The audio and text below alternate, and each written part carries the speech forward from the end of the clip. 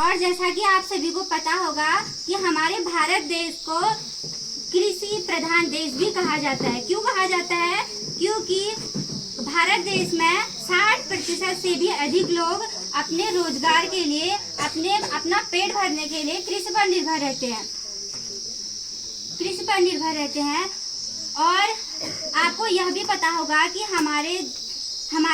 हमारा देश जनसंख्या की दृष्टि में सबसे आबादी वाला देश बन चुका है। तो हमें सबसे पहले उनके लिए भोजन एकत्र करना है, और ऐसा भोजन जो कि उनके स्वास्थ्य के लिए भी अच्छा हो। और आज की डेट में देखते हैं कि छोटे से छोटे बच्चों में हार्ट अटैक, कैंसर जैसी बीमारियां उत्पन्न हो जाती हैं। क्यों होती हैं? क्योंकि हम गेहूं और चावल जब उगाते हैं तो उसमें हम यूरिया और कीटनाशकों का उपयोग करते हैं, रासायनिक खादों का उपयोग करते हैं, जिससे कि हमारा स्वास्थ्य तो खराब होता ही है, लेकिन हम अपनी जमीन को जिसमें उसे लगा रहे हैं 5-10 सालों तक अगर इस रासायनिक उर्वरकों का प्रयोग करते रहेंगे तो 5 या 10 सालों तक हमारी भूमि कुछ बोने के लायक नहीं रहेगी। यानी कि हम अपनी भूमि में कुछ बो ही नहीं सकते, जिस कारण से हमारे देश में अकाल पड़ जाएगा और हम भूखे रह जाएंगे।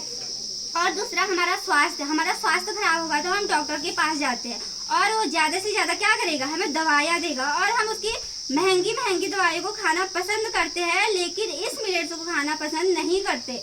और तीसरा कारण यह है कि हम उसमें रासायनिक उर्वरकों का प्रयोग करते हैं, तो जानवर को भी खिला नहीं सकते। अगर हम जानवरों को खिलाएंगे तो जानवर भी उनका स्वास्थ्य भी उससे खराब हो जाएगा। और शहरों में क्या कर दिया जाता है कि धान की पराली को जला दिया जाता है, जिससे उसके धुआं से हमारा वायुमंडल भी प्रदूषित हो जाता है। और हम अपने खेत खलिहानों को तो नष्ट कर ही रहे हैं, अपने स्वास्थ्य को तो नष्ट कर ही रहे हैं, और साथ ही हम अपने वायुमंडल को भी नष्ट कर रहे हैं।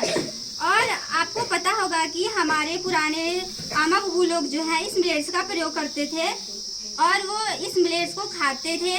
त्योहारों में भी वो इसी चीज को बनाते थे और इसका सेवन करते थे, जिससे कि वो 100 से भी अधिक साल की उम्र जीते थे। आपको बता दें कि इस 2023 वर्ष को अंतर्राष्ट्रीय बाजरा वर्ष के रूप में भी घोषित किया गया है। क्यों किया गया है? क्योंकि इसका अधिक से अधिक उपयोग किया जाए, लोगों को इसके बारे में बताया जाए, कि इसके फायदों के बारे में बताया जाए, और लोग इसका उत्पादन करें, जिससे कि इसका उपभोग भी हो, और इन सबसे ज्यादा मात्रा में अगर ये फसल होंगी तो जो हमारे देशवासी हैं उनका पेट भी इससे भर जाएगा। और अगर ज्यादा हो गया तो दूसरे देशों में हम इसकी बिक्री कर सकते हैं, जिससे कि उसके बदले हमारे देश को पैसा आएगा।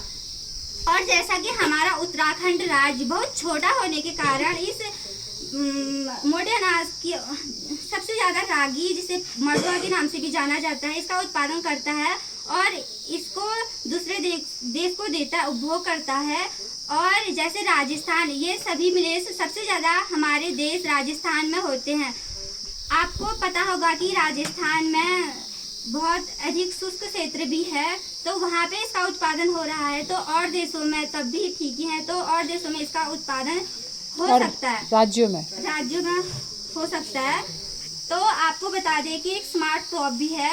ये इसको स्मार्ट क्रॉप क्यों कहा जाता है? क्योंकि इसमें जलवायु परिवर्तन का कोई प्रभाव नहीं पड़ता, खराब मिट्टी में भी आसानी से उग सकता है, कीटनाशकों की इसमें आवश्यकता नहीं होती, पानी भी बहुत कम लेता है। और भारत जैसे देश में पानी की कमी तो है ही, और हमें वह फसल चाहिए जो पानी कम लेती हो, जिससे कि अनाज भी हो जाएगा और पानी की बचत भी हो जाएगी।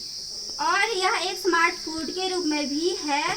यह एक स्मार्ट फूड के रूप में कैसे है? क्योंकि इसमें कुछ प्रोटीन, फाइबर, विटामिन, लौह तत्व, काफी पौष्टिक तत्व मौजूद हैं। कैल्शियम और मैग्नीशियम तो भरपूर मात्रा में है। जैसे रागी, जिसे हमारी पहाड़ी भाषा में मडवे के नाम से भी जाना जाता है, इसमें सबसे अधिक कैल्शियम है।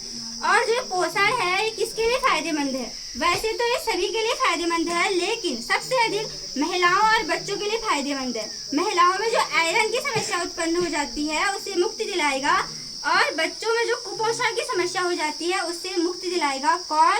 बाजरा, क्योंकि यह अपने आप में पर्याप्त पौष्टिक होने के साथ ही ग्लूटेन फ्री भी है, और यह शुगर लेवल को भी नहीं बढ़ने देगा।